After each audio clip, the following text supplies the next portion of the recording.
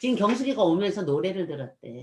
한번 불러보시지. 불러보시죠. 삶이 그대를 근데 노래가 있어? 속일지라도 작사자고 아닌가 봐. 진짜 노래가 있는 진짜 거야. 있어요. 그러니까. 권효근의 푸시킨의 작사 권효근 작곡 권효근이 누구요? 권효근이라는 우리나라 가수가 있어? 아니 시? 작사? 작곡가 작곡가? 노래는 작곡가. 누가 있어? 푸시킨이. 아니 푸시킨 작곡가. 아니는 이거 저거야. 성악. 성악가인데 그걸 들으면서 경숙이가 왔대. 작곡이 있어. 신가곡인데 권효근이라서 왜 눈 그런 거 있잖아. 요즘에 그 핫한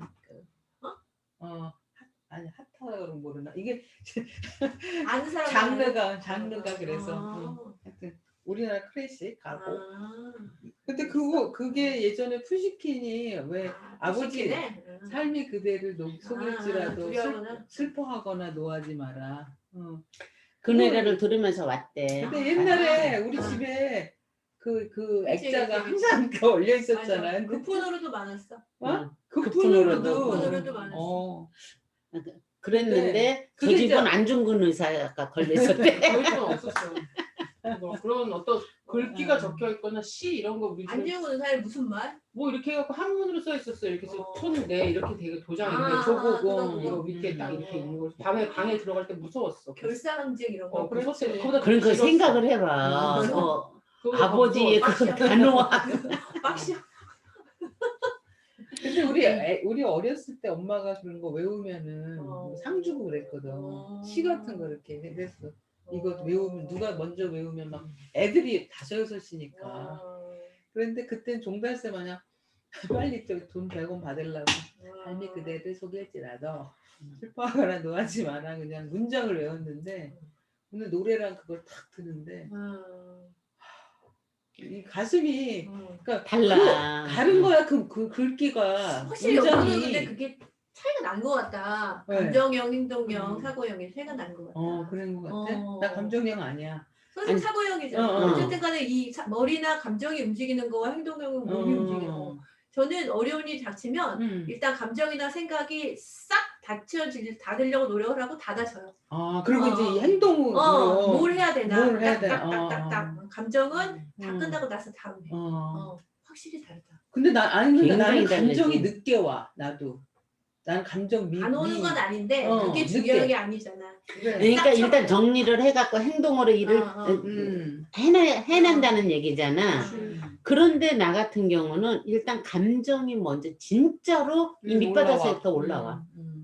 나 진짜 너 그날 얘기 듣고 그 다음날 꿈꿨다니까. 그날 저녁에 네가 마음에 걸려고. 감정이 안 오는 건 아닌데 아니 무슨 얘기인지 알아. 그러니까 이제 나는 아무래도 옆에서 보는 사람이니까 내가 할 수 있는 일은 없으니까 더 감정이 먼저 올라왔겠지만 다른 일에서도 실제로 감정이 먼저 올라와 나는.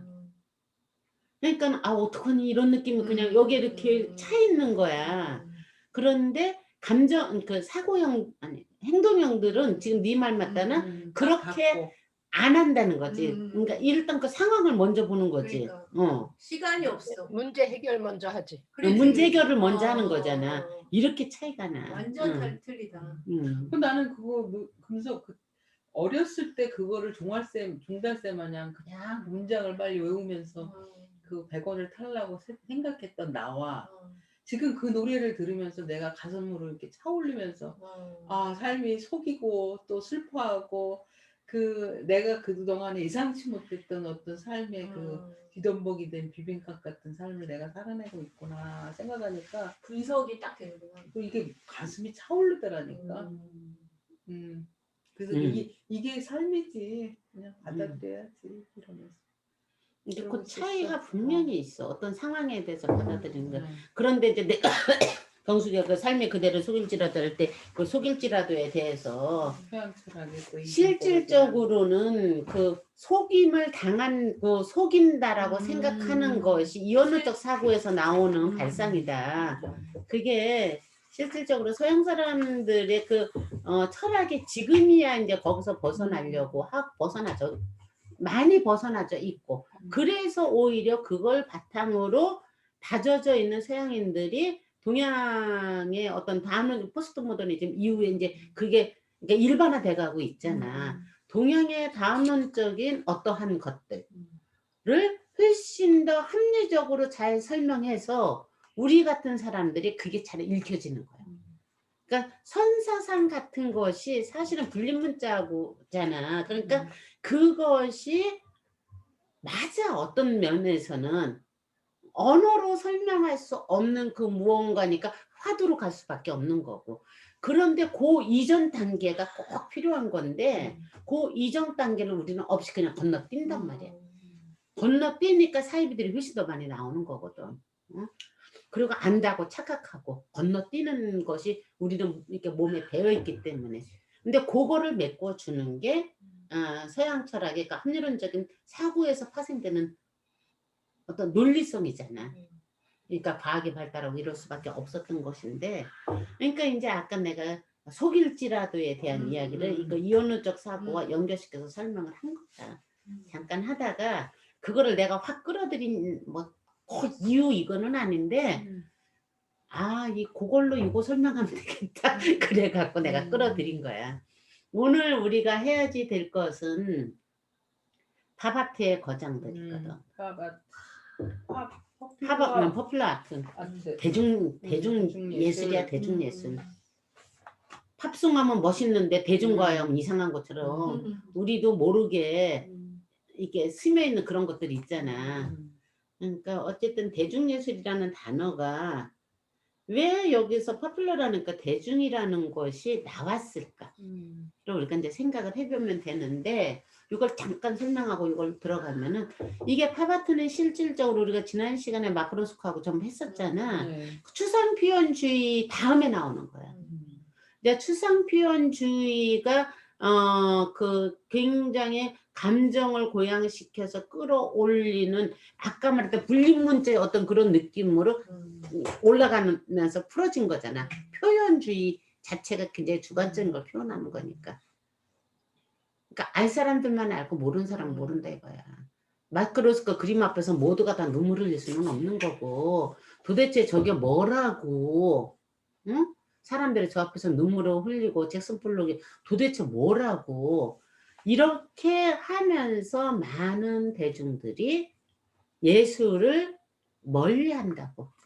그 전에 또 그렇지 않아도 힘들었던 게 뭐야. 미니멀리즘 우리나라 70년대 이쪽 맞지. 미니멀리즘이 나오고 초현실주의가 나오고 이러면서 예술의 재현에서 자꾸 표현과 인식의 개념으로 바뀌니까 대중들 입장에서는 지네들끼리의 향연으로만 느껴지고 거리감을 느끼기 시작해서 예술이 멀어졌단 말이야. 그것이 이제 그 어떤 그 인계점에 이르렀을 때 터져 나온 게 팝아트라는 거지. 그러면서 팝아트는 대중이라는 단어, 대중예술로 터져 나오는 거지. 그 대중예술로 터져 나오는데 그것의 뿌리는 실질적으로는 디시앙에서부터 시작됐다는 거야. 그러니까 마르셀 디시앙의 병기부터 시작됐다는 건데 말하자면은 피카소나 뭐 그 마티스나 이런 사람들이 나올 때 누가 있어? 세잔이 있듯이 응? 팝아트의 현대예술의 뿌리가 되는 것은 디시앙에서부터 시작된다. 라는 걸로 해서 팝아트를 시작을 하는데 조금 더 이제 들어갈 건데 그래서 작품을 갖고 우리가 막 심각하게 많이 보고 이럴 건 아니고 작가들을 한번 그냥 오늘은 유튜브를 많이 볼 거야. 유튜브를 그냥 쭉 보면서 우리들의 느낌을 이야기하면 될 것 같은데 그 뿌리를 잠깐 설명하면은 예술의 영역이 점점점 확장돼 가는 진화돼 가는 확장이라는 표현이 맞을지 진화라는 표현이 맞을지 모르겠는데 점점점 확장돼 가는 그 과정에서 선택 범위가 넓어지는 거야. 넓어지는데 재현에서 표현으로 가는 거잖아. 근대 예술은 인상파부터. 그 전에는 재현이었단 말이야. 재현에서 재현하는 것이 예술의 그러니까 미술의 어떤 본질 같은 역할을 하고 했잖아. 그치? 생각해봐. 그런데 거기에 표현 요소가 들어가기 시작한다고. 재현과 표현은 구분이 좀 되지. 표현이라고 했을 때는 이거 주관적인 감정 같은 게 많이 들어가겠지. 그 표현 요소로 이렇게 탕 치고 나는 게 인상주의라고 하기 때문에 인상주의를 현대예술이 시발점으로 생각을 하잖아. 그 표현이 극단화되면서 무엇으로 바뀐다고? 인식으로 바뀐다. 미술이 이제 표현도 아니고 인식이 되는 거야. 그래서 개념예술로 바뀌는 거야. 그러니까 표현까지도 웬만하면 쫓아갈 수도 있겠는데 개념예술로 되다 보니까 이제 대중들은 도대체가 설명 없으면 알 수가 없고 지네들의 잔치인 거야. 그러한 것에 인식 예술은 아름다움은 미로써 이렇게 보여주는 미적 쾌감만을 일으키는 게 아름다움이 아니야. 라는 것을 표현예술에서는 보여줬어. 그로테스크한 것도 미라는 거를. 그래서 춤이라는 얘기가 나와.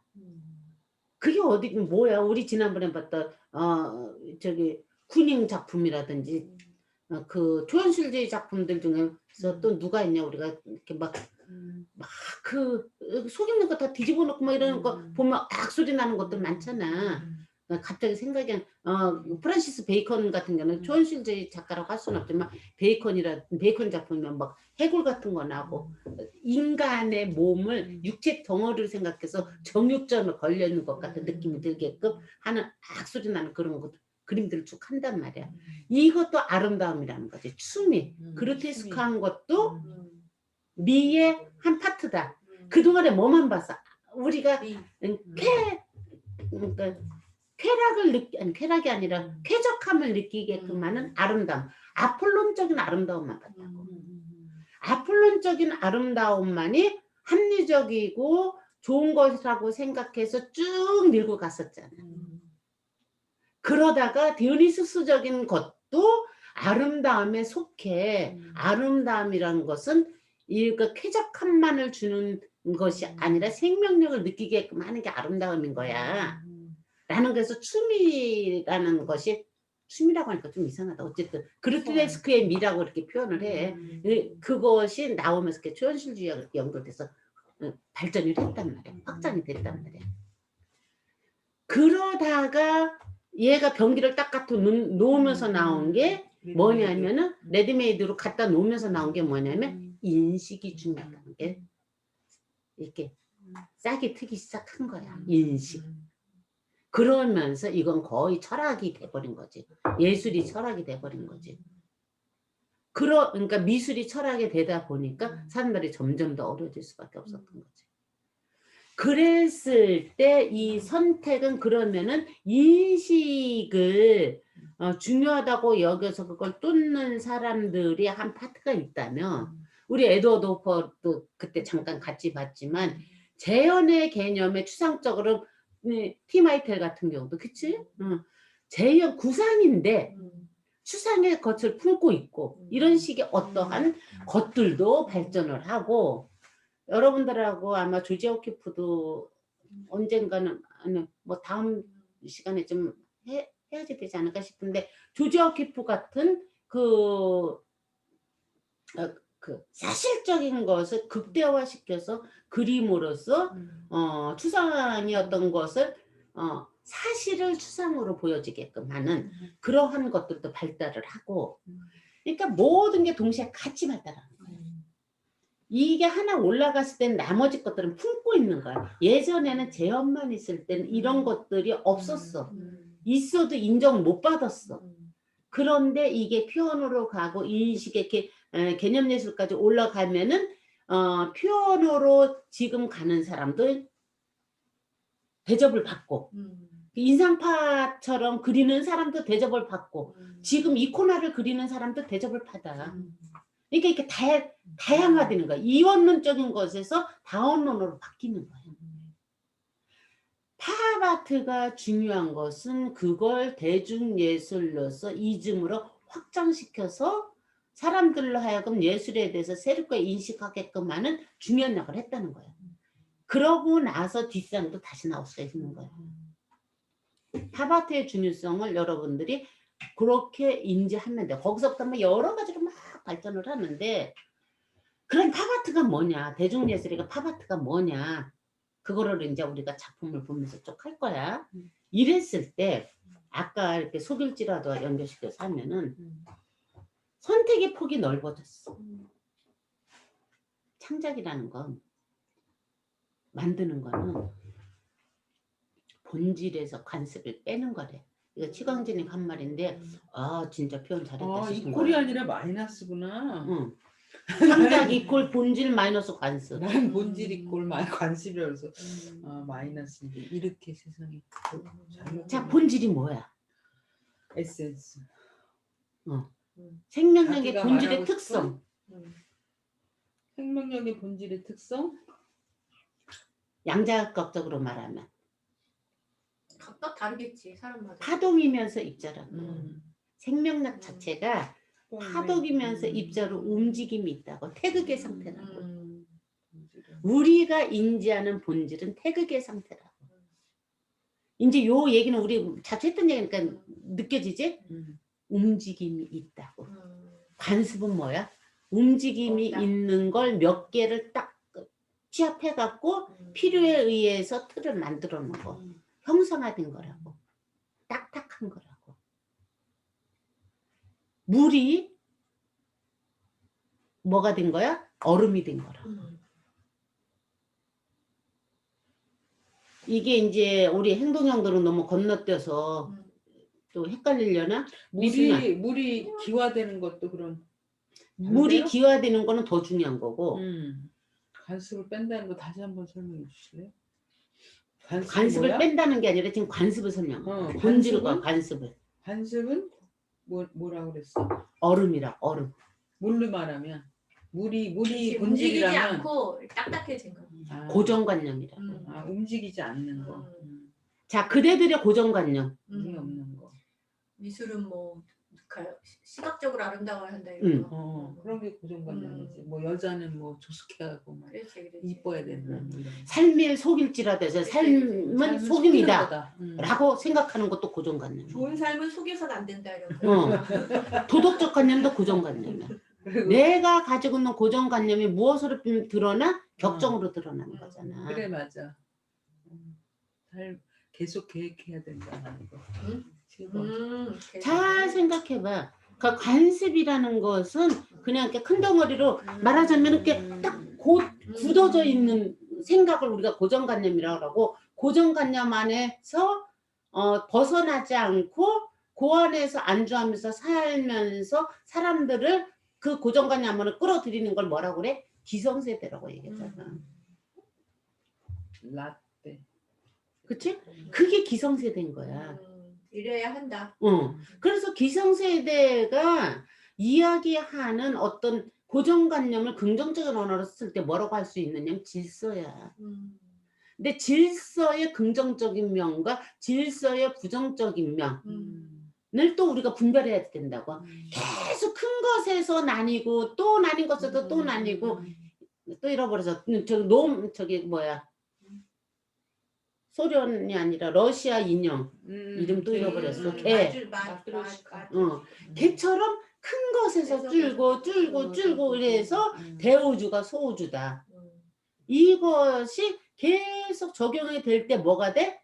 파동이 일어나고 이게 움직인다고. 근데 파동이 일어나지 않고 입자로 굳어지게 밀도가 높아서 딱 굳어지게끔 하는 것이 뭐야? 고정관념이 되는 거라고. 근데 고정관념의 그 질서는 꼭 필요해. 질서가 없으면 안 돼, 이 세상에. 그런데 그 질서가 굳어졌을 때 생명은 그 속에 갇히게 되니까 이걸 깨는 게 누구야? 크로노스가 우라노스 거시기를 자르는 거라고. 제우스가 티탄족들하고 싸워갖고 그걸 만들어 놓는 거라고. 아들이 아버지를 죽이는 거고. 그치? 그렇게 그것이 미술사 쪽으로 보면, 양식사 쪽으로 보면 그것이 지금 추상표현주의를 굳어지니까 뭐를 해? 그 젊은 친구들이 기어 올라오면서 팝아트적인 요소를 거기다 넣는다. 그러니까 추상표현주의를 때려 죽이는 거라고. 니네만 해? 그러니까 마크 루스코가 그 영국 레드에서 소리를 지르면서 그 조수한테 한 얘기가 있어. 그래, 니네들은 나를 죽이겠다고? 파바트적인 거를 이제 그 조수가 이제 이런 것도 유용하고 지금 있어. 유용하는 뭐 이렇게 뭐 있는데 그랬더니 그래? 니네들이 나를 죽이겠다고? 나는 안 죽어. 이러면서 이제 막 그 추상 표현주의 그 자기 작품 앞에서 흐르는 그 아우라 이런 것을 막 설명을 하다가 이렇게 딱 앉아서 담배 한 대 딱 피우면서 하는 거야. 그래, 아들은 아버지를 언제 죽이는 게 맞아. 죽는 게 맞지. 이런 식의 표현을 해. 그 레드에서 내가 그걸 보면서 진짜 참. 그러고 나선 결국은 이제 자살인지 타살인지 어쨌든 죽는 걸로 끝나지만 바로 그렇게 죽이는 행위가 바로 본질에서 관습을 빼내는 거야. 이 관습이라는 것은 고정관념이라든지 우리가 갖고 있는 기성세대의 사고라든지 그러니까 큰 덩어리는 그렇게 얘기했어요. 그 미술 양식사적으로 이래갖고 이걸 빼면서 이렇게 돌아가는 거야. 그럼 이 본질은 뭐야? 그 자체로 움직임이 있는 어떠한 상태에 굳어진 그 세포가 뭉쳐서 굳어진 것을 뽑아내는 것이 창작이라고. 그래서 재현을 할 때는 이걸 우리가 한번 돌려보자고. 틀리면 저쪽으로. 자, 르네상스 시대의 재현인데 그때 재현을 할 때는 무엇을 뽑아냈어? 신중심의 사고를 뽑아냈지. 그치? 그래서 인간 중심이라고 할까 르네상스가 된 거잖아. 인간 중심으로 하다 보니까 그러니까 과학적인가 막 발전을 해갖고 인간의 위대성을 표현을 한 거라고. 그러니까 신 중심의 신에 의해서 모든 것이 된다라고 생각했던 것을 뽑아낸 거라고. 그 고정관념은. 그래서 거기에 르네상스가 어느 정도 정점에 이르자 바로크가 일어나면서 무엇을 해서 표현하는 것이 더 이상 발전할 게 없을 정도로 원근법도 완벽하게 표현되고 뭐 이렇게 저렇게 하니까 여기서 빛에 대한 개념을 뽑아냈지. 빛이라는 것은 이렇게 해서 표현되는 거야 라고 했던 그 빛에 대한 개념을 뽑아내면서 카라바조 같은 사람들이 와서 그 명암법을 키아로프스키 그 저기 기법 뭐를 활용을 해갖고 어둡고 이렇게 해갖고 연극적인 요소를 해갖고 그때 무엇이 드러나나? 이미 심리적인 게 드러나잖아. 인간의 개인적인 어떤 주관적인 심리성이 이미 바로크 시대부터 태동을 하고 있는 거야. 그런데 그 옛날에 천재들은 이게 시대적 어떤 그 자기의 이데올로기에 자기 그 틀에 갇히지 않아. 그 시대가 요구하는 방식으로 작업을 할 수밖에는 없어. 그러니까 미켈란젤로도 그렇게 그림을 그렸어. 그런데 그 속에다 곳곳에다가 지 이야기, 지가 하고 싶은 이야기를 쑤셔 넣잖아. 자화성으로. 그러니까 시대를 초월하고 흐르는 그 기운을 알아차리는 게 진리를 알아차리는 거고 그걸 보았을 때 천재가 되는 거야. 그랬을 때 그런데 큰 보편적인 것에서 무엇을 뽑아냈나 보면은 바로크 시대에는 그 르네상스 시대가 그 너무 객관적이고 과학적이어서 그렇게 펼쳐지는 것을 뽑아내면서 바로크적인 그 느낌으로 들어갔지. 약간 이제 율동이 좀 이렇게 느껴지잖아. 움직임 같은 게 감정도 들어가고. 그렇게 하다가 다시 이거 너무 난잡해. 아주 그러니까 그냥 내 표현 그냥 막 할게. 그러니까 안 돼. 이거 다시 돌아가야지 돼. 그 신고전주의인가 신르네상스가 되는 거야. 쉽게 말하면 신고전주의라는 거. 그렇게 되면서 다시 이상미를 하는데 거기서부터는 힘이 없어. 그러니까 금방금방 바뀌어. 그러니까 르네상스 시대의 그리스 미학을 끌어들여서 했을 때는 굉장히 힘을 받았지만 그것에 그 또 다른 버전이잖아. 새로운 버전이잖아. 그러니까 신고전주의는 그렇게 크게 자리를 못 잡고 있다고. 그렇게 하면서 거기서 낭만주의가 바로크와 연결되는 그 느낌으로 낭만주의가 나오고 또 사실주의가 나오고 그러잖아. 여기까지는 그런데 표면으로 나타나는 건 뭐야? 재현이라고. 재현이었다가 인상파로 넘어가면서 이제 그 표현의 개념으로 바뀐다고. 그러니까 모네와 그 마네보다는 오히려 모네. 모네 올랭피아 때문에 마네가 자꾸 거론되지만 실질적으로 우리가 인상파 하면은 떠올라야지 되는 그 사조와 더 잘 맞는 것은 모네야, 모네. 모네. 모네고 모네의 해돋이나 루앙성당이나 이런 것들이 그 인상파적인 그 철학에 가장 잘 들어간 거야. 그 다음에 저기 세라, 조르주드 세라 이런 사람들이 훨씬 더 그렇게 되는 거지. 그러면서 이제 그런 것을 막 쫓아서 가니까 어떻게 했어? 세잔이 아니야 이거 암만 그래도 뿌리는 있어야지. 근원을 찾아야지. 자연의 근원을 찾아야지. 그래갖고 그 수모를 겪으면서 계속해서 그 구조를 찾아서 그런 것을 만들어내면서 구축을 하잖아. 색도 바꾸고 구조도 원근법에 대한 것도 바꾸고 앵글도 바꾸고 여러 가지로 하면서 원과 원뿔과 원추로 돼 있어. 모든 자연은 이런 구조적인 걸 얘기를 그 그림으로 보여주니까 그것을 바탕으로 마티스나 이래들이 나왔다 이렇게 되잖아. 그러니까 그때 봐봐. 무엇을 빼냈나 관습적으로.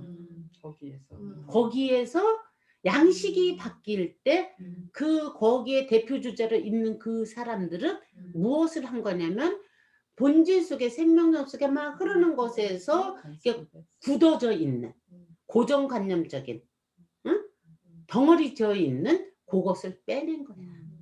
그러면서 이게 확장시키는 거야. 그랬을 때 팝아트는 무엇을 빼냈느냐면 너무 주관적으로 뭐 표현하고 너무 관념적인 거 도대체 뭔지 알아차릴 수가 없는 것 같은 그것을 빼내고 대중의 그걸로 확 펼쳐진 거야. 그게 무엇과 맞물렸어? 미국 자본주의 체제하고 너무 잘 맞물려갖고 이게 확 그 꽃처럼 피어난 거야. 팝아트는 그렇게 해석을 하면 돼. 그러니까 여기에서 창작이라는 것은 본질 빼기 관습이라는 요 말. 이게 굉장히 중요한 말인 거야. 잠깐만. 너무 오랜만인데 제가 저 점심시간에 전화할게. 수업 중이라서 내가 받은 거야 그냥. 이게 우리 그 누구야? 내가 전화를 들었나 모르겠다. 무슨 말이야? 이게 여기 누구야? 김은율이라서 안 받을 수가 없었어. 어쨌든 아이씨 끊어졌네. 창작이라는 거. 그러면은 예술가라고 했을 때 우리가 예술가를 오해하지 말아야지 된다고. 이걸 바탕으로 해서 그러니까 재능 있는 사람이 예술가가 아니라는 거야. 이걸 기초로 내걸면서 팝아트가 시작이 되고 마르셜 디상도 그 얘기를 했더라고. 그 다음에 우리 그 7,000그룹 느릅나무 그거 한 사람 있어. 요셉 보이스. 요셉 보이스도 그렇고 이 모두가는 이름 맞추기 퀴즈. 선생님 뭘 딱 던져. 이름 맞추기. 작가 이름 맞추기. 우리 나중에 심해. 그거 하나 하자. 그거 하자. 그 세 개가 가면서 봐. 요셉 보이스.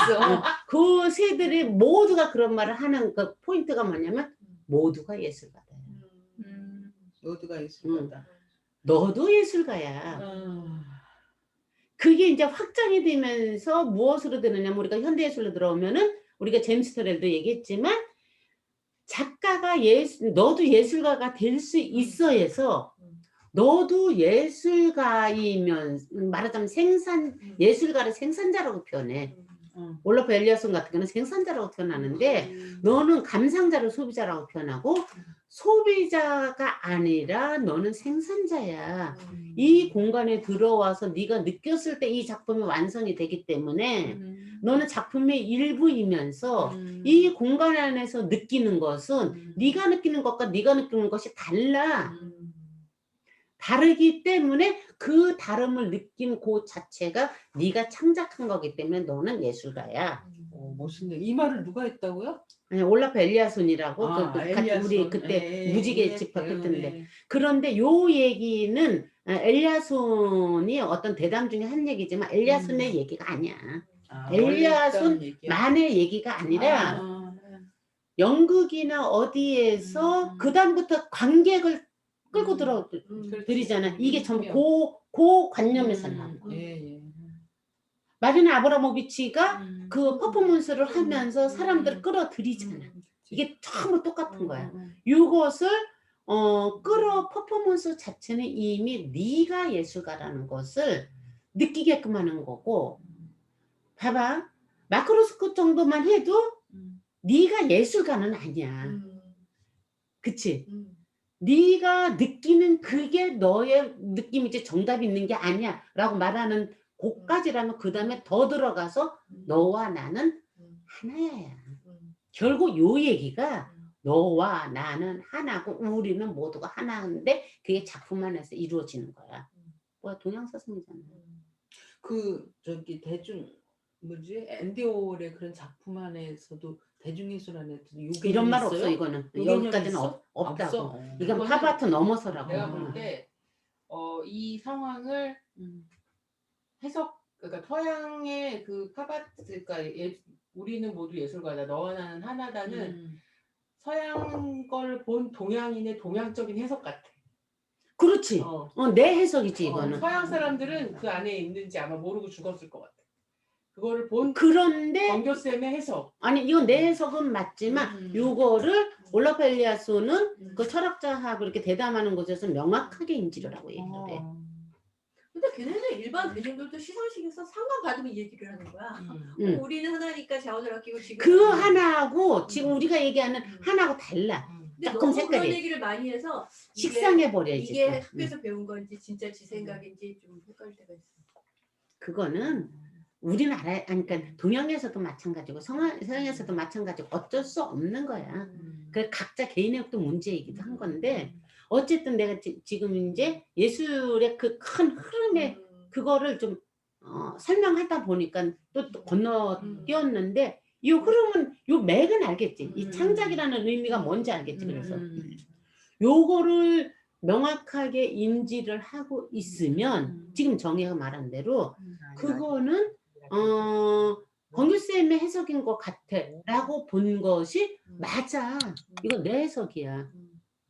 그런데 내 해석이기 때문에 네 거가 다르다가 아니라 하나 속에서 자 스펙트럼 속에서 나는 이건 빨간색으로 표현했고 너는 파란색으로 표현하는 거야. 이런 것처럼 그런데 스펙트럼 안에서는 같은 거야.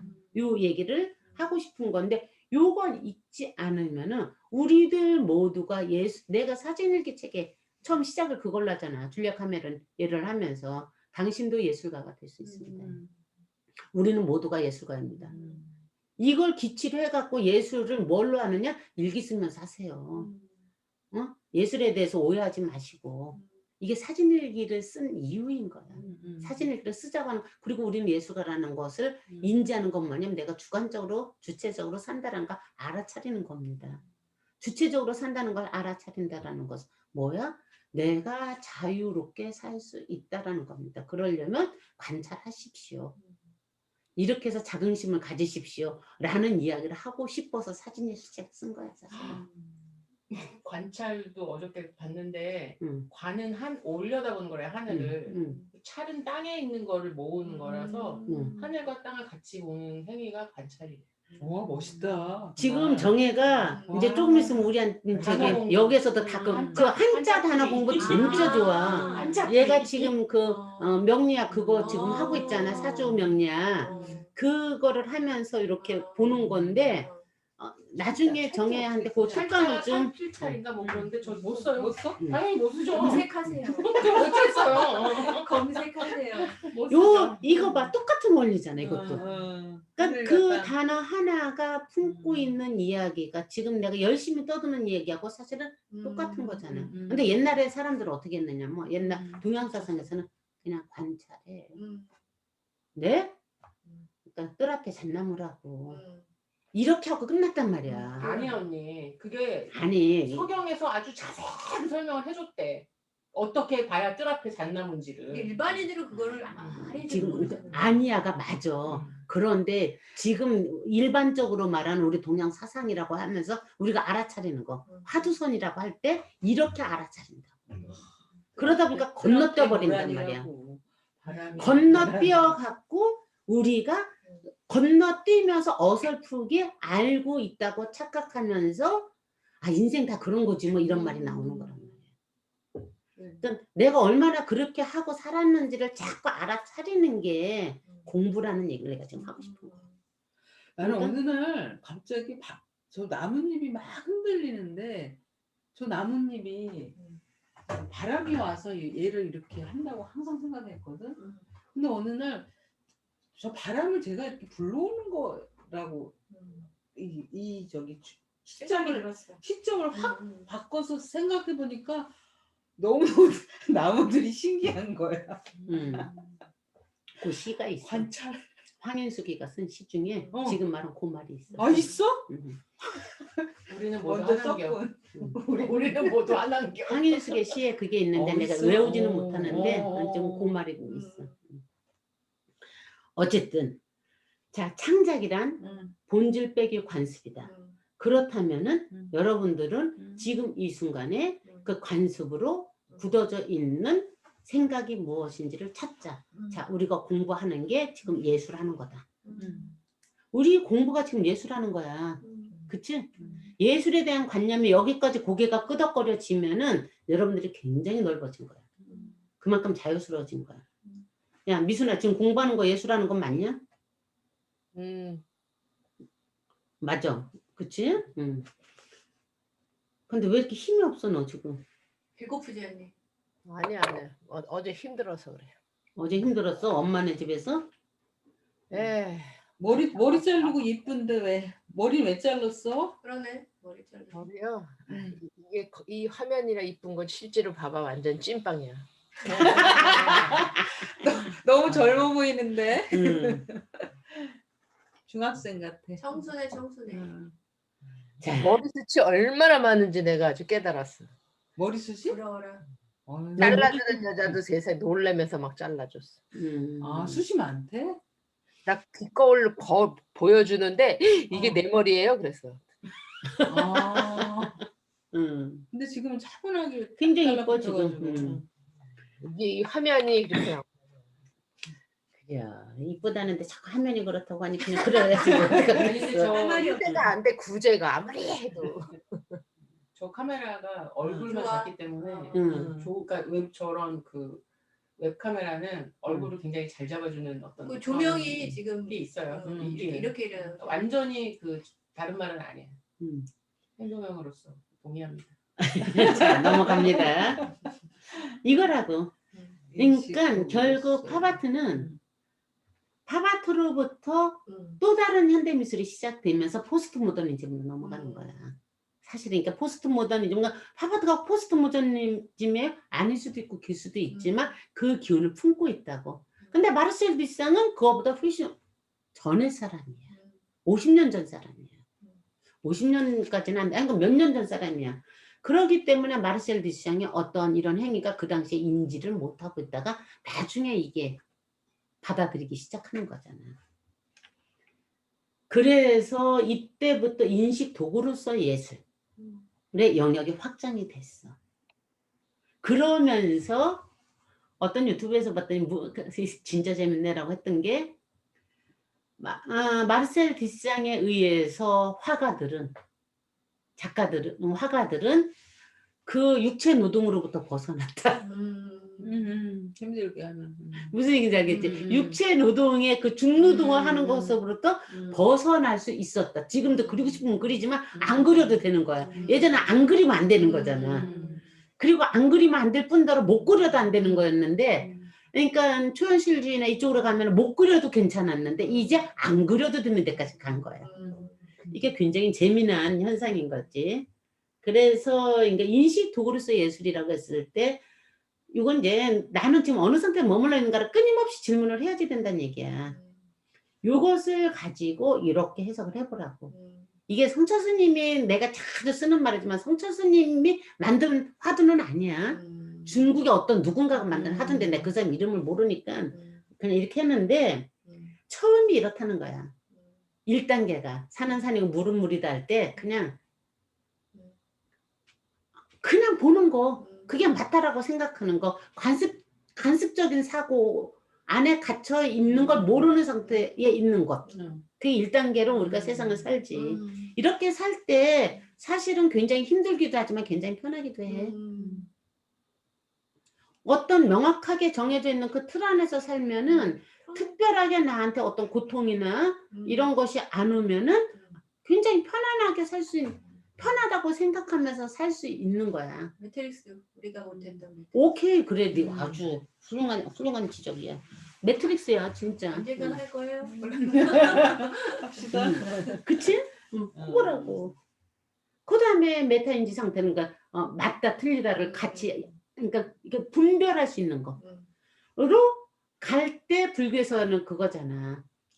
오직 모를 뿐. 모른다라는 걸 인식을 하고 있어야 내가 알고 있는 것도 보이잖아. 근데 모른다라는 걸 인식하기 위해서 우리는 공부하는 거야. 그리고 우리끼리 모른다는 걸 알려주는 게 우리가 친구인 거야. 도반인 거야. 너 지금 그거 모르고 있는 것 같아. 너 지금 그거 고정관념 아니야? 라고 건드려준 게 도반인 거야. 근데 이걸 요 밖에만 벗어나면 어떻게 돼? 그거 하면은 안 돼. 충고는 하지 말라 소리 많이 하잖아. 그러니까 공부 시간에는 이게 필요한 거야. 그 조세 캠벨이 했던 그 성스러운 원이라는 게 난 진짜 참 중요한 단어라고 생각하는데 성스러운 원. 제가 썼었잖아. 언젠가. 네. 그러니까 조세 캠벨이. 형성이 된대요. 어떤 그게 맞아. 내가 그래서 어느 순간인가 그 얘기를 했잖아. 그러니까 로사 팀은 더 이상 새로운 멤버는 안 받겠다. 물론 이제 그 은이나 이렇게 누가 수환이나 그러니까 지은이 같은 경우는 들어오면 언제든지 오케이지만 이 팀에 전혀 새로운 멤버는 안 받겠다는 거예요. 요 안에 그 선이 어느 정도 형성이 돼 있고 그게 약하지만 그들은 들어오면 그 가능성이 있는데 그렇지 않으면은 부대낌이 심해. 그런 측면에서 얘기를 하는 건데 모른다는 걸 아는 게 우리가 공부라고. 그치? 그리고 서로가 모른다는 걸 알게끔 도와주는 거. 그러니까 새로 들어올 사람들은 저 간접적 판단일 가능성의 위험이 있기 때문에 힘든 거고 우리는 지금 메타인지 상태인 오직 모를 뿐의 상태에 있다는 거예요. 아니, 우리도 1단계에 많이 있어 지금. 컴퓨터 1단계에 있어. 그런데 최소한 어떤 신뢰가 생겼느냐면 여기서 야 그거 2단계로 한번 봐봐 라고 탁탁 쳤을 때 자존심 상해고 뭐 기분 나빠 기분은 나쁘고 불편할지언정 그것이 내 자존심을 건드려서 진짜 못됐어 라고 생각하지 않을 정도의 신뢰는 있다고. 내가 아까 경숙이한테 속일지라도가 속이는 게 아니야 라고 얘기했을 때 아유 그게 아니고 이렇게 되다가 얘기 들은 거 맞아 이렇게 되잖아. 그런 걸 내가 따를 때 건드리면 그 자존심 상한다고. 아 진짜 되게 잘난 척해 이렇게 된단 말이야. 나는 그렇게 느꼈다는데 가만히 계시지 왜 거기다 또 자꾸 춤을 쳐. 아니 그게 아니라 저기 선악의 개념으로 또 그 저기 이분법이냐 그렇게 또 설명을 하시네. 그러니까 나는 지금 가슴이 너무 촉촉해서 선생님 나 이랬어. 그거 하려고 왔는데. 아니 사실은 이제 수업이었지. 수업의 인트로였는데 내가 이제 거기서 빠져나와서 그렇지 또 선생님은 설명을 해야 되니까 하고 또 내가 또 그걸 받아들이는 그거라고 그거. 요게 형성이 돼 있다고. 우리 요 팀에서는. 그러니까 이게 형성이 안 돼 있으면 뭐가 듣느냐면 아 진짜 되게 잘난 척해. 아우 정말 좀 그만 좀 가르쳐. 이렇게 되면서 아니 그냥 그렇다는데 그냥 넘어가면 안 돼? 이렇게 되면은 2단계에 대한 우리는 공부하는 관계가 안 되는 거야. 내가 선생 노릇을 하는 게 아니라 도반으로서 하는 역할이거든. 내가 그거를 각자들 건드린다고. 가장 많이 건드림 당한 게 누구야? 미순이지. 미안해. 뭐가 내가 약해서 많이 건드려주고 좋은 어, 거야. 대신 그러니까 많이 건드리는 그런데 거야. 그거를 건드리는 걸 굉장히 우리가 또 이렇게 이 안에서도 조심해야지 되는 또 팀들 사람들이 있단 말이야. 그건 또 조심해줘야지 되는 거야. 그건 예의거든. 그러니까 어쨌든 요 오직 모를 뿐이라는 요거를 계속 알아차리게끔 하는 단계가 2단계야. 그 다음에 6대가 지혜가 생기는 거야. 요 지혜는 있는 그대로 보는 상태. 요 지혜는 한 번씩 반짝반짝 나타날 뿐이지 이거 그렇게 지수가 안 돼. 죽을 때까지. 잠깐. 죽을 때까지. 죽을 때까지야 그게. 이게 한 번씩 알았다고. 반짝반짝 거릴 때 느낌을 내가 충만하다는 거 어쨌든 그 단어를 표현하는데 그때 느꼈던 그 체험을 기억만 해봐야 돼. 그 속에 계속 그 속에 계속 한 10분만 있어도 아, 그거는 엄청난 일인 거야. 그렇게 쉽지 않아. 금방 빠져나가죠. 그러니까 오직 모를 뿐을 하라고 하는 거야. 그러니까 성철 스님이 안다고 껍적대지 마. 그냥 오직 모를 뿐. 계속 그거 해. 응? 라고 얘기를 하는 거야. 이 3단계가 있는 그대로 보는 상태 말은 쉽지만 이 지혜의 상태에 머물러 있는 건 절대 쉽지 않다. 이 지혜의 상태를 추구를 해야지 되는 거다. 이걸 윤흥식이는 육바라밀을 하면서 해라. 응? 계속해서 하는 거고 우리는 육바라밀 오케이 그거는 좋은데 좀 더 멋있게 이렇게 남의 작품 놓고 한번 해보겠다. 라고 얘기를 하는 거야. 우리가 좋은 걸로. 우리가 조금 멋 좀 부리겠다. 왜냐 육바라밀 하는 거 조금 힘들다. 힘도 들고 재미도 없다. 그런데 이게 남이 그림 놓고 하면은 조금 더 그럴듯하고 나 천재랑 놀고 싶다는데. 지혜도 좀 이렇게 생기고 이게 얕은 사람들이 선택한 재미야. 그치, 재미도 있어야 되니까. 아, 그러니까 난 이거 재미 있어야지 된다고 생각해. 난 너무 나한테 잘 맞는 것 같아. 그래갖고 내가 하는 재미가 얘기가 있어야 돼. 심리 공부 아니 심리 저기로 병원에 가지 말고 그냥 여기 와서 하자. 이 얘기가 뭐냐면 병원 가면 돈도 비싸지만 내가 환자가 되잖아. 그래서 여기서 이렇게 하면 이게 환자가 아니라 뭐냐? 감상자. 감상자로서 게다가 창작자. 여기 그럼, 팩토리야 응. 팩토리. 그렇게 되는 거잖아. 아트 팩토리. 인디오리야? 정말 7번이 막 뛰는 걸 한 봐서 눈으로 목격한 느낌이야. 요만한 걸 아름다운 밤이야. 팩토리가 됐어. 그렇지. 다시 또 이제 선생님한테 와. 쭉. 알겠지? 지금 요 얘기를 우리 시각으로 이렇게 이건 이제 임동수 구라로 푸는 거고 이경수 구라로 풀고 안정의 구라로 풀어보라고 이렇게 자기 언어화 시켰을 때 이게 굉장히 재밌어. 근데 내가 얼마나 재밌으면 자꾸 니네들 꼬셔갖고 이거 자꾸 하자 그러고 있냐. 혼자는 절대 못 노는 거기 때문에. 중독됐잖아. 저 바람 봐라. 이 바람이 사람 환장하게 만들어. 내가 이렇게 앉아있으면 정말 초현실적인 풍경이야. 그러니까. 이게 그리고 여기 초록색 자외선 차단 이걸 붙인 거야 제가. 그래서 더 이 느낌이 이런 거야. 붙였어. 그래서 그래? 약간 사진 같구나. 그리고 지하철 타면 옛날에는 이게 지하철 응. 보니까 느낌이. 초록색 그린 시트예요. 아, 그래서 그래? 파랑이 조금 더 파랗게 보이고 그래? 그린이 조금 더 이렇게 생생하게. 근데 이건 색이 별로 안 들어갔나 봐. 거의 자연색 같아. 거의 자연색처럼 느껴지는데 그냥 옛날하고 조금 다른 거야. 틀려. 확실히 응. 틀려. 근데 내가 자꾸 여기 이게 보게 돼. 응, 그치? 내가 나도 여기서 공부하다가 이렇게 바람 불 때 이거 보면 진짜 환상적이야. 그래서 밖에 나가서 사진 찍고 그러는 거야. 하다가. 그 화초가 빛이 많이 부족해지는데. 네, 그런 하더라고. 근데 기계 때문에 어쩔 수가 없어. 우리가 저 기계 기계가 때문에 바로 그렇지 뒤에 바로 그 자외선을 받아가지고. 그래서 그걸 했구나. 네. 우리 공간 대단하다. 미학자. 대단하다. 기계를 아낍니다.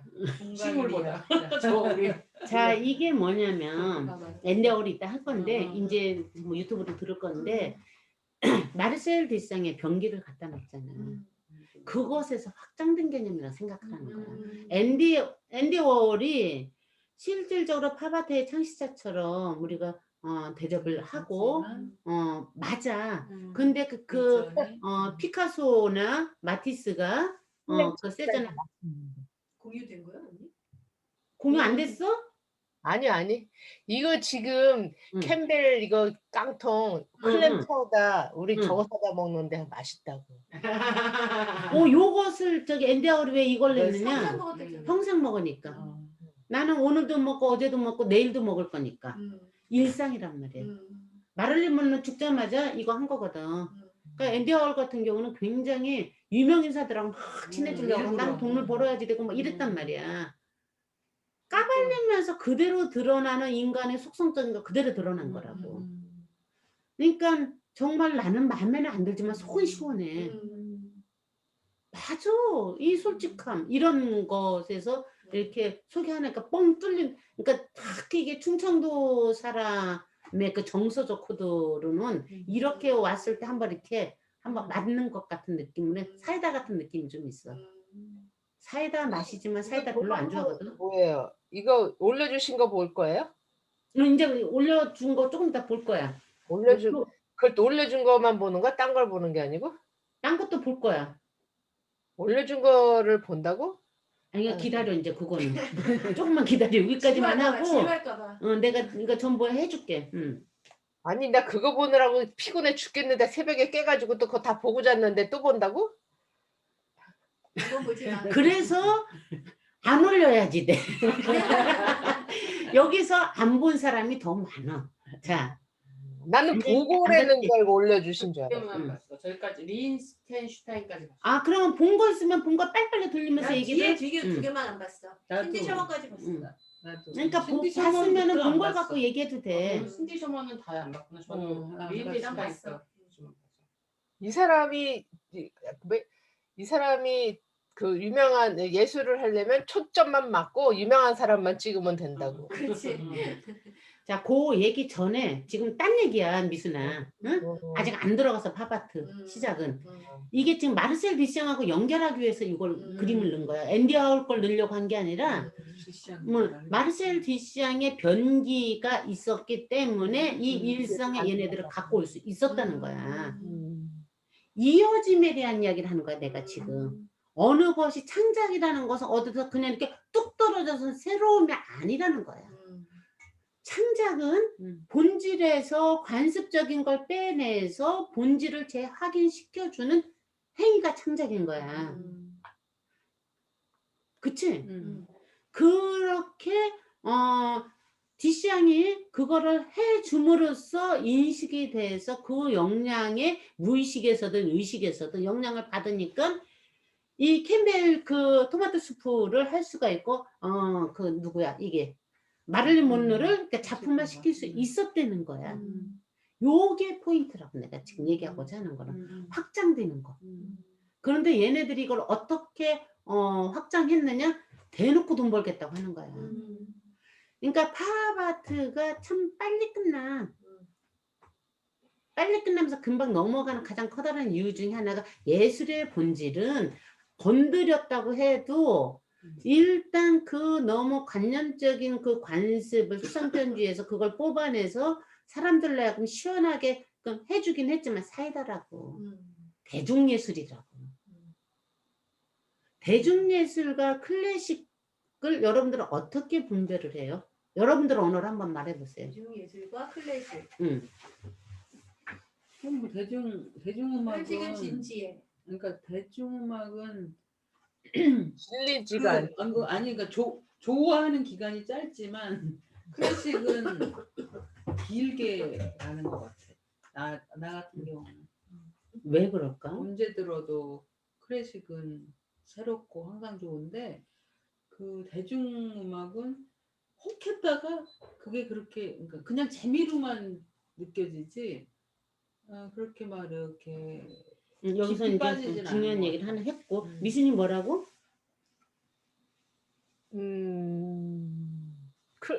대중음악은 쉽게 접근이 돼서 그 감동을 받는 그 시점도 있지만 이게 좀 그 기간이 짧고 클래식은 좀 사고 우려 먹듯이 계속 또 먹고 또 할 때마다 맛이 다르고 좀 깊이가 있는 느낌? 좀 실상함이 좀 없는. 오케이. 이렇게도 여러분들이 말하잖아. 정혜는 저는 음악은 뭐 클래식이라 더 좋고 대중음악이라 덜 좋고 그런 건 없고요. 음악은. 근데 미술은 그림은 그런 재현한 것들 특히 뭐 정말 막 미켈란젤로 막 이런 막 진짜 완전 막 너무 막 그 천재 옛날부터 막 전 지구적으로 천재이신 분들의 그림은 좋고 지금 또 현재 대중 뭐 예를 들어서 뭐 저기 그렇게 해석하지 말고 음악이다 미술이다 이런 걸 떠나서 응? 클래식과 대중의 넌 어떻게 분별하냐고. 저는 뭐 사실 그렇게 큰 차이는 못 느껴요. 저는 그냥 잘하는 걸 좋아하기 때문에 옛날 것도 잘한 거 좋고 지금도 잘하는 게 좋고 잘하는 거. 네, 뮤직비디오도 지금 막 나중에 내가 죽을 때 봐도 막 너무 좋아 이렇게 계속 봐도 좋은 것들이 있거든요. 너는? 좀 큰 차이가 별로 없어요. 나는 무슨 차일까? 난 남들이 클래식이라고 하는 것도 흥미가 없는 게 있을 수 있고 남들이 당연하지. 팝이라고 하는 것도 나한테 클래식인 게 있고 그래서 무엇이냐고. 그게 뭘까? 나에게 클래식은 뭐? 그러니까 내 취향인데 내 취향은 뭘까? 그거를 잘 분별해봐. 근데 이 둘이 그 얘기를 했어 지금. 이 둘 단어 속에 대중음악은 쉽게 좋아지고 이때 쉽게라는 게 뭐 가볍게 이런 것하고 다르게 이렇게 나는 그걸 피부를 간지럽힌다는 표현을 잘하는데 금방 확 느껴지고 너무 좋고 내가 어떤 상황에 처했을 때 그거가 맞는 거면 그게 더 일어나고 그래서 실현당하면 대중음악에 많이 빠진대잖아요. 요즘도 그런지 모르겠지만 말하자면 그런데 둘 다 뭐라고 했느냐면은 쉽다라는 표현을 했는데 짧다라고 그래서 그 재미가. 그런데 클래식은 미술의 표현하면 사골 우려먹는 것처럼 그때마다 맛이 다르고 이 사람은 그걸 뭐라 그러냐면 새롭다고 표현했어. 요 차이인 거예요.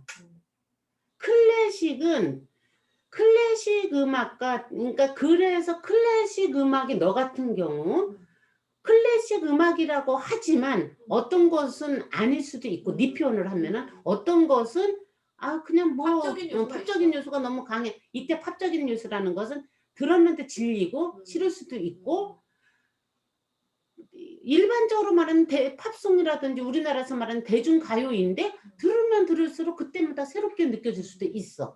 장르가 문제가 아닌 거야. 이렇게 내 안에 어떤 감정을 새롭게 고양시키거나 새로운게 환기시켜주는 것이 대중적인 거야. 그건 뭐야 그러면 본질적인 것을 더 이렇게 살아나게끔 하는 거. 그게 클래식이라고. 그게 대중음악이든 무엇이든. 그치? 그러네. 그게 클래식인 거야. 베토벤이 클래식이라는 것은 일반론적으로 말했을 때 클래식이지만 나는 베토벤이 클래식이 아니라 내가 굉장히 오랫동안 레너드 코헨을 많이 들었었는데 그럼 네가 어두운 애였어. 그러니까 코헨이 나한테는 클래식이었어. 20대 때까지. 굉장히 오랫동안 들었으니까. 베토벤은 그때 들었을 때 뭔지 모르겠으니까 별로 못 느꼈어. 뭐 황제는 약간 그래도 좀 부드럽고 그런데 운명 같은 거는 시원하긴 한데 맨날 똑같으니까 나는 그게 나를 건드리지를 않으니까 나한테는 오히려 그게 대중음악 같은 요소가 더 강했었다고. 이렇게 내 안에 새로운 그러니까 본질적인 것의 에너지의 파동을 일으키는 것을 우리가 클래식이라고 한다면 그 고정돼 있는 그 관습적인 어떤 미의식이라든지 뭐 이런 것을 뭐라 그럴까 건드려서 그걸로 기쁨을 느끼게끔 하는 게 우리가 대중적인 거라고 얘기를 하자고. 네? 뭐라고? 다시 설명하려니까 자 아까 창작은 본질 빼기 관습이라고 했을 때 관습은 뭐라고 표현했느냐면 얼음이라고 표현했어. 고정돼 있는 것. 그러니까 미의식도 우리 안에 고정이 돼 있다. 고정이 돼 있어서 고정돼 있는 것은 그러니까 말초 감각과 이게 더 쉽게 연결이 돼 있다고. 그래서 여기에서 이 말초 감각에 건드려졌을 때 그냥 좋은 느낌. 고정된 미의식을 말초 감각을 건드리는 게 대중적인 거라고. 고정관념이 돼 있으면 말초 감각이 건드려져. 고정적인 것은. 저 본질 쪽으로까지 안 가. 그치? 이게 건드려졌을 때 우리가 쾌감을 느낀다고. 트로트 하니까 이해가 빠르다. 항상 똑같잖아. 하는데 뭐가 나와도 다 그거야. 그래도 다 좋아해. 그곳에서 그 쾌감을 느끼잖아. 즐거움을 느끼잖아. 요게 대중적 요소라면 본질 저게 클래식적인 거는 이게 본질적인 어떠한 파동, 물 같은 것을 느껴서 들을 때마다 쾌감을 느끼는데 쾌감의 색깔이 달라. 이런 것이 클래식적인 느낌이라고 우리끼리 일단 인식을 하자고. 쾌감의 느낌이 이것도 쾌감을 느낀다. 둘 다 당연히 쾌감이지. 쾌감인데. 그러니까 참나가 느끼는 쾌감과 에고가 느끼는 쾌감이 다르다고. 여기서 관습은 에고고 본질은 참나라고 할 수가 있는 거야. 우리가 이걸로 굳이 얘기한다면. 그치? 에고가 느끼는 그 쾌감이 어때? 훨씬 더 자극적이고 그럴듯하고 유혹적이고 그렇잖아. 근데 에고가 느끼는 쾌감은 시간이 지나면 지날수록 에너지를 끌어 잡아당겨 버리잖아. 그 유혹으로 에너지, 그 생명의 그 세포들을 잡아먹잖아. 그래서 권태에 빠지게끔 하고 답답하게 만들잖아. 그 답답하게 느끼고 권태에 빠지는 그 느낌을 대중음악을 계속 들었을 때 식상한 느낌 때문에 조금 질린다라고 우리가 표현을 한 거잖아. 그러니까 안 듣게 되는 것처럼. 그런데 참나가 느끼는 그 쾌감은 뭐라고 말을 굳이 안 하는데 자극적이지가 않고 그냥 편안한 느낌인데 확장시키는 느낌이 들게끔 하는 어떤 거잖아. 그 차이라고 보면 될 것 같아. 그런데 나한테 베토벤이 어떤 측면에서 에고적인 팝일 수가 있고 그 누구야? 또 누구로 할까? 그대들 좋아하는 사람 누구로 할래? 비틀즈가 나한테 클래식이 될 수도 있다는 얘기야. 이 밖에서 규정해 놓은 그 틀에 대비시키면은 자꾸 틀려. 그러니까 내 안에서 자꾸 언어를 바꿔야지 되는데 이렇게 바꿀 때 무엇과 분리를 하면 되느냐면 밖에서는 이렇게 통하지 지금. 이렇게 통하니까 밖에서 얘기할 때는 그 코드에 맞춰서 얘기를 해줘야지 돼. 지금 여기니까 내가 이렇게 얘기하지. 느닷없이 딴 데 가서 얘기하는 나한테는 비틀즈 클래식이고 베토벤이 대중이야. 저 뭐야 쟤는 이렇게 된단 말이야. 그래도 낫지. BTS 클래식이야. 베토벤 팝이야. 그러면 또 설명하기도 힘들고 그래서 설명하기 힘든 걸 떠나서 상태 안 좋다고? 상태 안 좋은 걸로 끝나죠. 제 머리끝 저기 꼭 꽂아야 될 것 같아. 이렇게 된다고. 하지만 30대에겐 환호를 받으실 거예요. 언니, 나름 아니야 나름. 언니 동숙 언니 이렇게 되는 거지. 동숙 알겠지 무슨 얘기인지. 이게 본질 그러니까 팝과 클래식도 이렇게 우리가 분별을 해야지. 근데 팝아트가 왜 수명이 짧았느냐면 이렇게 해서 처음에는 본질을 이렇게 뒤흔드는 관습적인 것을 뽑아냈기 때문에 환호가 돼서 확 갔어. 그런데 그게 이들이 팝아트적인 곳에 서 있는 많은 사람들이 수고하는 에너지가 에고를 이렇게 확장시키는 쪽으로만 간단 말이야. 이게 자본가 이렇게 합류가 돼갖고 그러니까 쉽게 끝나면서 우리가 지금 보고 있는 거대한 어떤 것들에 또다시 한쪽에서 확 피어나고 있었다고. 자, 그것을 얘는 어떠한 에고를 부추기는 건지 얘는 어떤 에고를 부추기고 얘의 이것이 어떻게 관습을 뽑아낸 건지 이거를 유튜브를 보면서 하나씩 얘기를 해보자고. 자, 이거는 이게 이제 디시앙이 1887년생이래. 되게 옛날 사람. 이거 이제 우리 이건 지금 설명했고 이 디시앙 한 얘기야. 사람들은 항상 위대한 경외심으로 예술에 대해 이야기해. 디시앙 시대만 해도 그렇잖아. 그렇게 예술가들이 존경받아야 하나? 아니야. 근본적으로 나는 예술가의 창조적 기능을 믿지 않는다. 그들도 다른 사람과 같은 사람이다. 이때 창조적 기능이란 그러니까 새로운 걸 만들어내는 게 아니라는 거야. 같은 기능을 하는 사람이다. 그런데 디시앙에 대해서 내가 이렇게 몇 개를 더 들여다보니까 디시앙답다. 그러니까 얘 역시 훌륭한 사람이었구나라고 느껴지는 게 그러니까 허세 건가요? 뭘 듣는데 사실은 이렇게 뭔가가 한번 뜰 때 그때 비슷한 작품을 많이 해야지 돈을 많이 버는 거야. 얘는 딱 단절해. 딱 단절한 데잖아. 그러면서 자기 스스로가 조절을 하면서 안 되잖아. 그러니까 얘는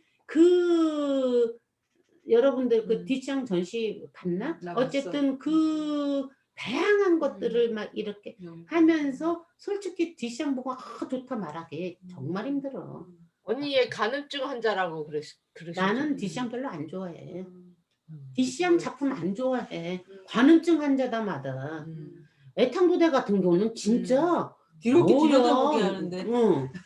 그리고 우리 아니 같이 어떠라고 공기 다 먹어서 여기다 걸어놓고 뭘 어쩌라고 계속 새로운 걸 하고 그 작은 미술관 이렇게 딱 만들어 갖고 들고 다니고 자기 애에 완전히 빠져 있고 자기 멋대로 사는 사람이었던 거야.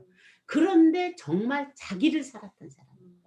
그런 측면에서 예술가로서의 기질은 최고인 거예요. 그러니까 작품을 나는 안 좋아하지만 그 사람의 삶의 철학? 철학. 삶의 철학. 무엇보다도 용기. 그 용기는 정말 박수 칠만 하다.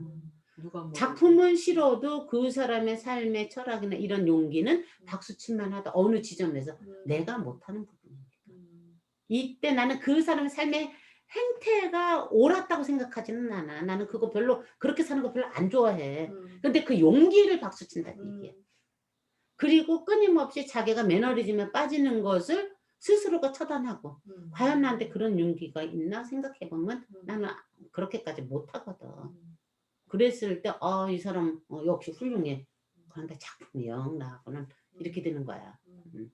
그러니까 굉장한 허무주의에 빠졌던 사람이라는 생각밖에 안 들어. 나는 디시앙을 보면은 그러니까 굉장히 허무에 빠져 있는 사람들이 하는 행위 중에 하나가 굉장히 희화화 시켜갖고 표현을 하든지 아니면은 그야말로 그 아주 깊게 밑으로 확 내려가든지. 그런데 디시앙 같은 경우는 굉장히 머리가 좋은 허무주의자였기 때문에 희화화시켜서 작품을 표현했구나. 나는 그렇게 해석이 되니까 나는 쫓아갈 수가 없을 뿐더러 극과도 아니기 때문에 저쪽 나와의 인연은 아직도 먼 당신이지만 그 삶의 태도는 박수 친다.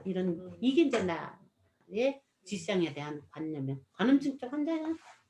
디시앙 좋아하는 사람. 나 왜 좋아해? 몰라. 나는 그 아카이브 쫙 났는데 얘가 천재라는 느낌이 확 들더라고. 난 머리 좋은 사람 좋아해. 근데 저는 디시앙을 잘 몰라요. 뭘 했는지 몰라. 나 연기밖에 몰라. 무식이. 그리고 막 걔가 약간 성적으로도 저거였죠. 개의적 요소도 있는데 실제로는 화장품 막 거기 그리고 그랬잖아. 근데 되게 신기한 게 그 앤디 워홀이 그 얘기한 거 있잖아요. 그 말하는 투가 제 주변에 잘난 척하는 게이들이 이렇게 지금 현대에 쓰는 언어하고 비슷해. 그러니까 이렇게 뭔가 되게 촌철살인으로 이 세상에 허점을 탁 집어내요. 그래갖고 막 제 친구도 저의 단점 같은 거 얘기할 때 보면 이렇게 막 탁 집어내는 거에 막 깜짝 놀랄 정도로 하는 그런 게 있다. 나는 흉내도 못 내는데 그게 팝아트적 천재들이 갖고 있는 특성 중에 하나예요. 근데 되게 보면은 이런 느낌이야. 그래서 약간 기분이 상해. 너무 맞는 말이고 깍한데 날 미워하나? 뭐 이런 느낌이 들 정도로 날 미워하나? 막 이런 느낌이야. 근데 엠디오도 약간 그런 말하는 거 보니까 딱 그 느낌이야. 그러니까 많이 그래. 그러니까 그렇게 허무주의에 빠져서 약간 시니컬하게 표현하면서 하는 일련의 사람들이 그 젊은 시절에 굉장히 나 뭐 하네 라고 스스로 착각하고 주변 사람들을 주눅들게 만드는 사람들이야. 여러분들은 아마 그걸 별로 못 겪었을 거야. 왜냐면 예술 동네에 직접 들어가 있지 않기 때문에. 예술 동네에 직접 들어가면 그런 사람들이 굉장히 많아. 그래갖고 굉장히 주눅들게 만들고 나 같은 경우 내가 머리가 나빠를 걔네들을 통해서 알았다고. 그런 애들을 통해서 막 내가 무디구나 이런 거 그런 걸 느끼게끔 하는 게 얼마나 막 그 흰셋으로 쫙 막 그리고 나한테 이렇게 그 언니 그 잡티 많은 그 언니 막 이렇게 그러면 나 잡티 많은데 꼭 찢나 막 이렇게 아 대놓고 그런다고? 그러니까 이제 막 이렇게 웃기는 거를 약간 네. 그렇게 약간 상처받게 이렇게 찍어. 그래. 그렇게 하든지 굉장히 허무에 빠졌고 얘도 그럴 가능성이 참 많은 애였어. 맞아. 예술했었으면 너 예술 동네에 왔으면 게을러서도 못하겠지만 아니야. 그렇게 게을러서 못해. 그런데 안 가길 잘한 게을르길 거야. 잘했어. 그러니까 얘가 맑음이 있잖아. 그래. 그러니까 맞아. 굉장히 맑단 말이야. 너는 그 대놓고 말하기가 좀 그렇지만 어. 그런데 맑은데 내가 이렇게 픽 빠져나오는 허무의 그 기운이 예술동네 가면 엄청 많아. 근데 예술동네에서는 그게 막 지네끼리 섞여가서 탁하게 빠져나가. 탁하게 빠져나가니까 그거 아주 보기가 싫은데 나는 그 동네에서 많이 이렇게 주변에서 많이 봤기 때문에 내가 그 절대적으로 그 컴플렉스를 느낄 수밖에 없었던 거야. 아, 나 머리가 안 좋은가 봐. 제가 무딘가 봐. 이런 느낌 비슷하게. 그런 것에 많이 시달렸는데 어느 날인가 보니까 내가 무딘 것이 얼마나 축복인지. 내가 예술가가 아니라 이렇게 감상자로서 이런 삶을 살 수 있는 요 정도 선택이 된 것이 그래서 전생에 그렇게 잘못 살지는 않았네비요. 이런 느낌 들 정도로 그래, 맞아. 참 다행이구나. 그래. 라는 작가는 느낌을 어떤 면으로 천형을 받은 사람들이라고. 이런 느낌을 알게 되니까 그다음부터 그들의 픽픽거림이 어디에서 비롯된 게 아니까 약간 그 컴플렉스였던 것이 측은지심으로 바뀌어. 내 안에서. 아, 어떡하니 니네. 어쩌려고 저런 이런 느낌이 있어. 어떡하니. 응? 디샹도 아니고 내 주변 사람들. 일단 이런 느낌이 좀 있어갖고 감사합니다. 이게 저절로 나올 때가 있어. 진짜로. 그러니까 예전에 그 동네가 참 그래. 어쨌든 디시앙이 여기서 말하는 것은 요 포인트 지점은 중요하게 갖고 있어야지 돼. 그들의 그 고통, 허무, 그래갖고 많은 그 예술 동네를 그 기웃기웃거리는 많은 사람들이나 저쪽 그 사찰을 기웃기웃거리는 많은 땡중들이나 다 뭐냐면 저 떨어지는 거야. 꽃잎 떨어지고 열매 떨어지는 거야. 그들이 떨어진 다음에 몇 개는 열매로 실하게 자라. 이게 떨어지게끔 할 것인지 아니면 잘 살게끔 할 것인지는 결국 자기 몫이지만 사실은 그건 자기 의지도 아니고 어떻게 보면 그 또한 자기의 어떤 자기 이번 삶의 조건값이지 않나. 운명이라고 그런 얘기하지. 생각이 들어. 그랬을 때 어느 누구를 우리가 함부로 돌을 못 던지는 거지. 그런 관점으로 보면 돌 던질 수 있는 게 아무데도 없구나. 저렇게 떨어져야 저 앵두가 실하게 열리지. 저게 안 떨어지면은, 저 꽃이 안 떨어지면은, 응? 저 실한 앵두가 어떻게 있어. 저 실한 앵두 한두 개를 위해서 그 많은 것들은 다 떨어져 준 거예요.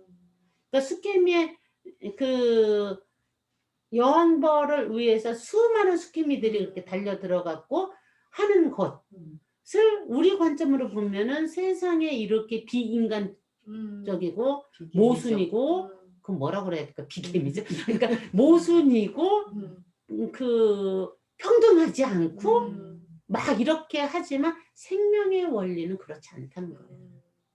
그런데 다른 동물이나 얘네들은 그걸 그냥 해. 그런 거야. 그런 거야. 그거 해 그냥. 그런데 자 지연이가 나는 행동형이라서 어쨌든 어떤 사건이 터졌어. 그러면 감정 생각 일단 적고 그게 없는 게 아니라 일단 적고 일단 어떻게 행동을 했을 때 가장 효율적일지 그걸 향해서 나가. 이게 동물적 감성이 굉장히 발달됩니다. 그렇지. 건강한 동물적 감성이 행동형들한테 있는 거예요. 그러니까 이게 굉장히 중요한 파트인 거예요. 그런데 그 호모사피엔스가 되면서 이 동물이 망상이 생기기 시작했다. 이 누련이가 갑자기 이게 막 늘어나고 이러면서 미래를 생각하게 되면서 신적 속성까지도 연결이 되고 아주 그 긍정적으로는 신성을 생각할 수 있는 힘이 생긴 반면에 동물보다 못한 걸로 떨어지는 것까지도 같잖아. 생각이라는 것 때문에. 이게 호모사피엔스 이후에 일어난 인류의 진화라는 거잖아. 그러니까 그런 관점으로 보면은 진짜로 저거 떨어지는 것에 대해서 무엇에 대해서 우리가 그렇게 알고는 있어야지 되지만 슬픔을 품어야지 되는 거야. 그게 한계 상황을 인정하는 거라. 내가 그래서 슬픔을 내가 어제 우리 자원상이하고 문자다가 한 얘기인데 이따 내가 걔 시 좀 보여줄게. 슬픔이 아름답다라는 것을 알고 있는 너는 참 힘들지만 그냥 할 수 없어. 예술 안 하는 거 안 돼. 너는 그냥 예술해. 내가 이렇게 이제 문자를 보낸 건데 할 수 없는 거야 그거는. 그 베트남에 있는 사람? 아니 작은 성에. 작은 우리 꼬맹이 성에. 고마워요. 지금 그렇게 됐을 때 어떤 경우도 창작이라는 개념은 없단 얘기야. 그치? 이어져서 우리가 자 마르셀 디상의 병기를 엎어놓는 행위가 있었기 때문에 응? 앤디 워홀이 그 대중적인 것을 슈퍼마켓에서 다 갖다 놓고 토마토 갖다 놓고 마를린 갖다 놓고 이거 할 수 있었다 라는 것을 인지를 하란 얘기야. 그래서 마르셀 디상이 훌륭한 사람이라고. 그러니까 자기가 디상이 좋은 게 머리가 좋고 기발한 아이디어가 좋다는 얘기잖아. 맞아. 그게 내가 7번하고 나하고 진짜 다름을 많이 느껴. 경수이뿐만이 아니라 다른 사람들하고도.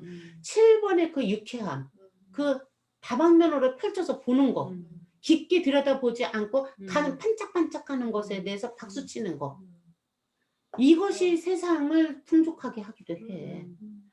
야, 진짜 있지. 나 같은 4번만 있으면 이 세상 진짜 우울해서 못 살 거야. 생존이 안 됐을 거야. 살 수가 없을 거야, 인간이. 생존이 안 됐을 이 진지병을 어떻게 하면 좋냐. 아 진짜. 진지한 것도 필요하고 이렇게 행동하는 것도 필요하다니까. 필요하고 나 같은 재미도 필요해서 다 어우러져야 이 세상이 다 같이 굴러가는 거지 뭐. 아, 그거는 이제 우리가 기본이고. 기본이고. 당연하지 시간이야? 당연하지 시간 하는 거.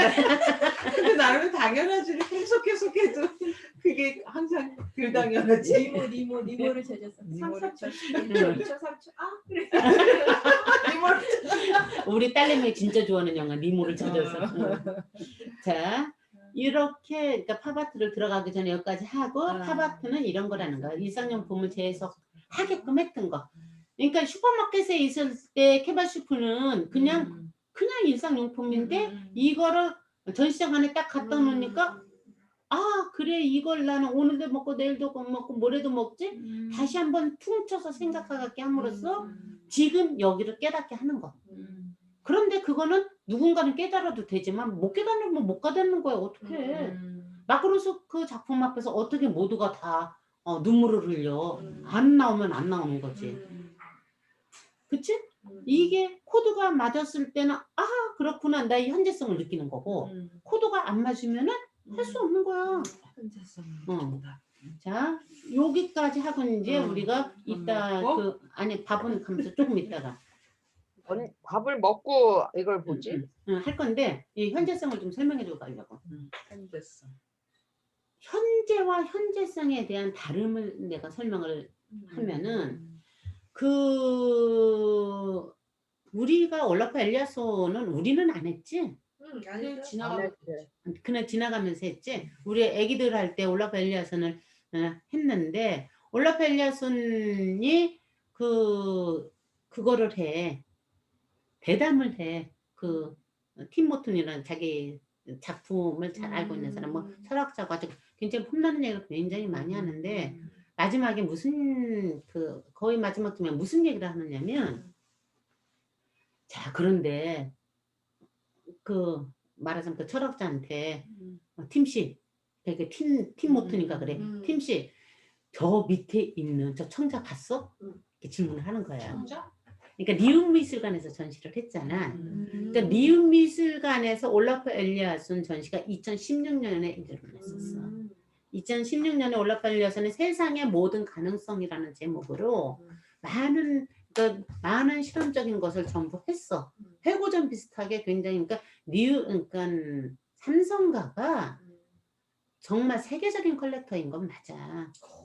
세계적인 6월 되면 난리가 날 것 같으니까 세계적인 컬렉터인데다가 진짜 우리나라가 이렇게 터지려고 그러니까 삼성가까지도 이렇게 터지는 것 같아 나는. 결국 동의족이 맞는 것 같아. 근데 어쨌든 그 엘리아손을 그 니움미술관 여러분들 한남동에 있는 니움미술관 가봤어요? 가봤어요. 가봤어요. 나하고 갔었지. 한남동에 있는 니움미술관을 이제 이거 코로나 풀리고 그러면 가자. 근데 이게 좀 저기 때문에 여러분들하고 내가 전시장을 좀 다니려고 그래. 6월달에 우리 다 가보면은 맞아. 응. 이거. 그래? 응. 거기에 백신. 그 동이 3개가 있어. A동, B동, C동 있는데 모든 건축가가 다 달라. 3명. 세계적인 건축가야 정말.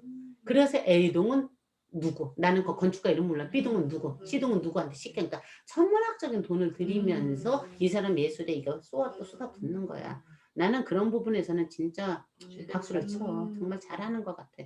그랬는데 그때 올라파 엘리아손을 왔을 때 회고전처럼 갖고 왔어. 그러니까 돈을 얼마를 들였겠냐.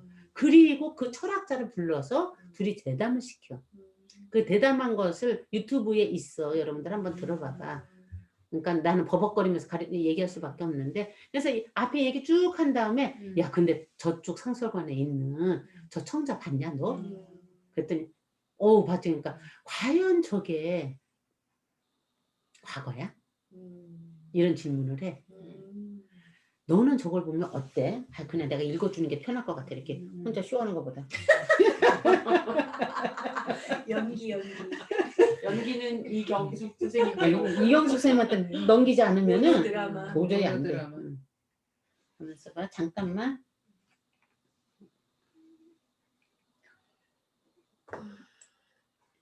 미순애가 잠깐 끌게. 공유를 일단 어차피 밥 먹을 거니까 새로 공유할게 내가. 이거 선생님이 이렇게 이거 그 사람 작품에 이렇게 이렇게 해서 그러니까 그때 한꺼번에 다 있었잖아. 그리고 이렇게 잠깐만. 나 우산 들고 막 이렇게 거기 그게 무지개지. 무지개 거기도 그 사람 작품. 전부 그 사람 전체가 다 그 사람 거라고. 한 사람 거였잖아 그게. 잠깐만 나 이거 좀 찾고. 세상의 모든 가능성. 세상의 모든 가능성.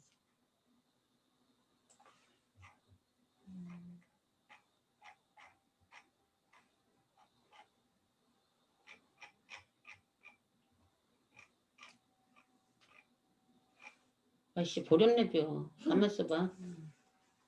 안 서두르고 할게 내가.